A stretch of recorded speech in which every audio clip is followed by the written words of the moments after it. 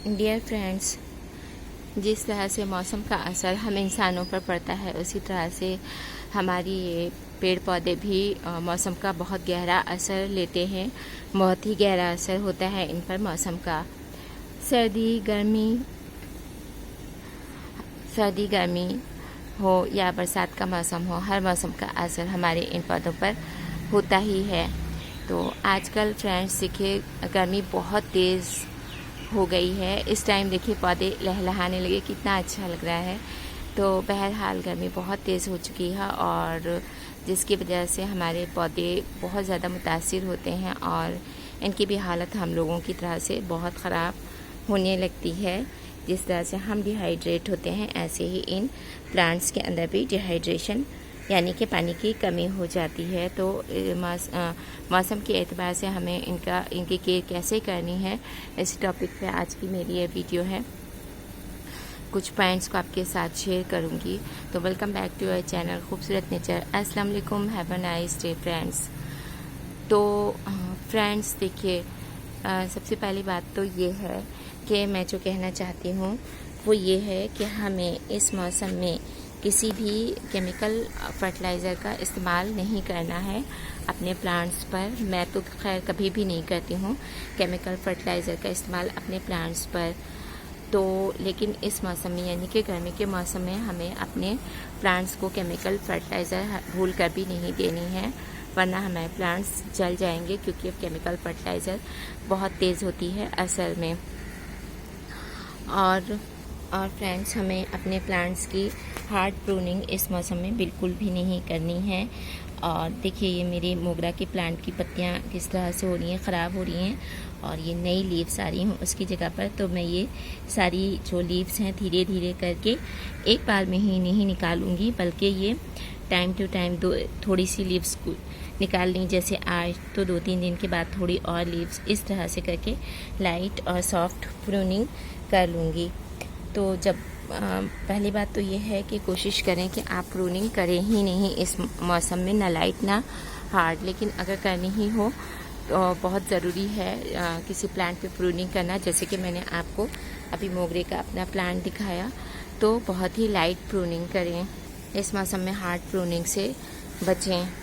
तीसरा पॉइंट ये है फ्रेंड्स कि आप जब भी नर्सरी से अगर इस मौसम में कोई प्लांट लाते हैं तो उसकी रिपोर्टिंग हरगिज़ ना करें, क्योंकि रिपोर्टिंग करने से पौधा वैसे ही शौक में होता है और वो भी नर्सरी से लाए हुए पौधे तो और भी ज़्यादा शौक में आ जाते हैं, क्योंकि उनकी एक तो उनके प्लांट्स जो उनके साथी होते हैं, मैंने शुरू में बताया था ना कि इनके अंदर भी फीलिंग्स होती हैं। तो अपने साथियों से छूटने का उनको भी गम होता है हमारी तरह से। जिस तरह से हमारी जगह चेंज होती है तो हमें अपनी पुरानी जगह पुराने दोस्त याद आते हैं, उसी तरह से इन प्लांट्स के साथ भी यही फीलिंग्स होती हैं। और फिर उसके बाद जो है फिर हम उनकी रिपोर्टिंग अगर उठा के कर देते हैं तो वो गहरे शौक में चला जाता है। तो इसलिए जो है नर्सरी से लाए हुए पौधों की रिपोर्टिंग हरगिज़ अभी इस टाइम ना करें। अगर आप ले ही आए हैं पौधे तो बरसात का यानी कि बारिश का इंतज़ार करें।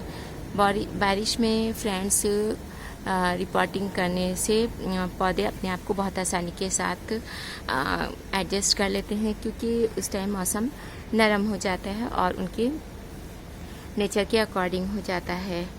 अगर फ्रेंड्स किसी प्लांट की रिपोर्टिंग करनी ही है तो जैसे कि देखिए, मेरा ये यूफोर्बिया का प्लांट है और इसका पॉट बिल्कुल ही से टूट चुका है, तो इसकी रिपोर्टिंग करना बहुत ज़्यादा ज़रूरी है। तो ऐसे में फ्रेंड्स, आप रिपोर्ट किए हुए प्लांट को किसी सेमी शेड एरिया में रखें, डायरेक्ट सनलाइट में ना रखें। चौथा पॉइंट ये है फ्रेंड्स कि अपने जो प्लांट्स हैं उनको शाम के टाइम में कोशिश करें कि शाम में 7 बजे बल्कि पानी डालें। वॉटिंग जो है शाम के टाइम में करें, तो जो है रात भर पौधों को ठंडक और सुकून मिलती रहती है। और फिर सुबह होते होते आधा पानी ड्राई हो जाता है और फिर दोपहर तक वो अच्छी तरह से ड्राई हो जाता है।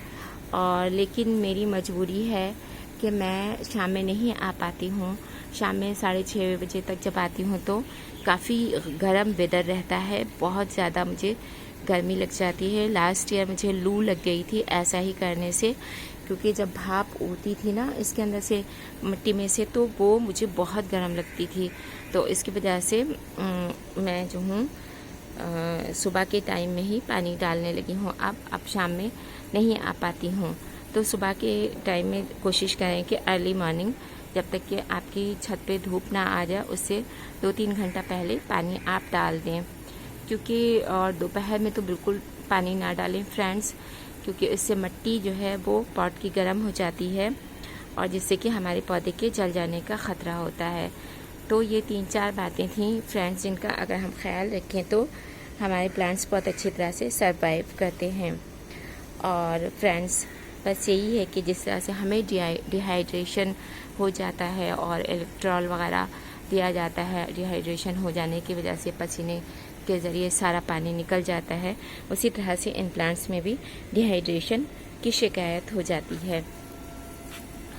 तो इन बातों का अगर आप भी ख्याल रखेंगे अपने गार्डन में, तो आप देखेंगे कि तो आप अपने पौधों को जलती हुई इन तपती हुई गर्मियों में भी बचा सकते हैं। लेकिन मैं अक्सर मेरे प्लांट्स जो हैं वो गर्मियों में मर जाते हैं। लास्ट ईयर भी मेरा ये यूफोर्बिया मिली का एक बहुत बड़ा प्लांट था, वो ख़त्म हो गया था, जल गया था बिल्कुल से गर्मी के मौसम में। हालांकि ये डेजर्ट रोज़ है, इसको पानी की कमी नहीं होती, इसके स्टेम में काफ़ी पानी भरा होता है। लेकिन देखिए, अगर मैं इस पॉट को ऐसे ही छोड़ दूंगी तो मेरा यूफोर्बिया मिली का ये प्लांट भी डेड हो जाएगा। इसलिए इसकी रिपोर्टिंग करना बहुत ज़रूरी है।